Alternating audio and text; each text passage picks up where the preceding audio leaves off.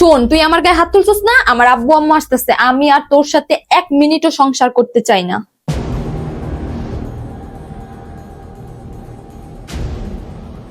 কিরে মুন্নি, কি হইছে? আম্মু, তোমাদের জামাই আমার গায়ে হাত তুলছে, আমি আর ওর সংসার করব না। কি ব্যাপার জামাই, তোমার এত বড় সাহস কই থেকে হইলো? তুমি আমার মেয়ের গায়ে হাত তুলছো। এখন আমি যদি তোমার হাত পা কেটে ফেলি তখন তোমার কেমন লাগবে? আমি এক্ষুনি আমার মেয়েকে তোমার বাড়ি থেকে নিয়ে যাব। এইখানে আর কি তোমার কোনো কথা আছে? এই ছোট লোকটা আবার কি বলবে? ওর কি আমাকে রাখার যোগ্যতা আছে কোনো? ওর তো আমাকে একটা জামা কিনে দেওয়ার মুরত নাই, ও আবার কি বলবে তোমাদের? চলো তোমরা, আমি আর ওর সংসার এক মুহূর্ত করব না। আমি আর কি বলবো?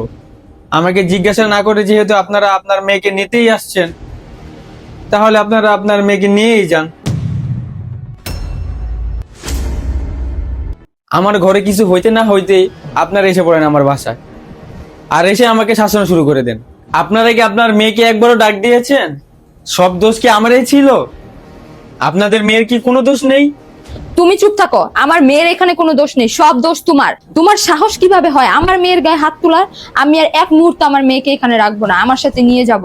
এই মুন্নি, চল ব্যাগ গুছা। এমনি থাম।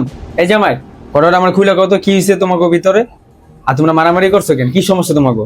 এই বুড়া, তুই চুপ থাক। তোরে কি এখানে কথা বলতে বলছি?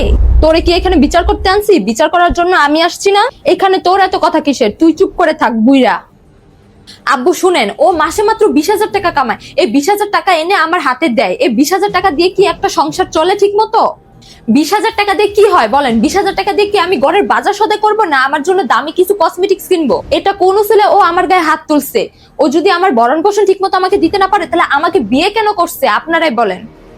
শোনো আব্বু, আমি আর ওর এই অভাবে সংসার করতে পারবো না। আমি এক্ষুনি এখান থেকে চলে যাব। আর ওর এত বড় সাহস হয় কিভাবে আমার গায়ে হাত তোলার? শুনেন, আমি যেখানে চাকরি করি সেখানে 20,000 টাকা বেতনে চাকরি করি, আর মাস শেষে যে 20,000 টাকা বেতন পাই সেই টাকা আমি সবগুলো এনে আপনার মেয়ের হাতে তুলে দিই। এই পুরো 20,000 টাকা আপনার মেয়ে খরচ করে। আপনার মেয়ের দামি দামি কসমেটিক লাগবে, দামি দামি জামা লাগবে। এই আপনার মেয়েকে আমি যদি বাজার থেকে চিংড়ি মাছ এনে দেই, ও বলে আমার ইলিশ মাছ লাগবে। আবার যদি আমি ইলিশ মাছও এনে দেই, ও বলে আমার রুই মাছ লাগবে। আপনারাই বলেন, এভাবে কি সংসার করা যায়? আমরা যদি দুইজন দুইজনাকে যদি না বুঝি, এভাবে কি সংসার টিকে? আপনিই বলেন। আর যেখানে আমার শ্বশুরের এই সম্মান নাই, সেখানে আবার আমার কিসের সম্মান থাকবে? এই যে দেখেন, আপনাকে আমার সামনে তুই তকরি করা ব্যবহার করে, সেরকমটা আপনার মেয়েও আমার সাথে তুই তকরি করা কথা বলে, সব সময় আমার সাথে তুই তকরি করে ব্যবহার করে। আপনার মেয়ে তো আমাকে কোনো সম্মানই করে না। আমি যে ওর হাজবেন্ড, সেটা ওর মাথায় থাকে না যে হাজবেন্ডের সাথে কিভাবে ব্যবহার করতে হয়। ওরে আমি আবার কি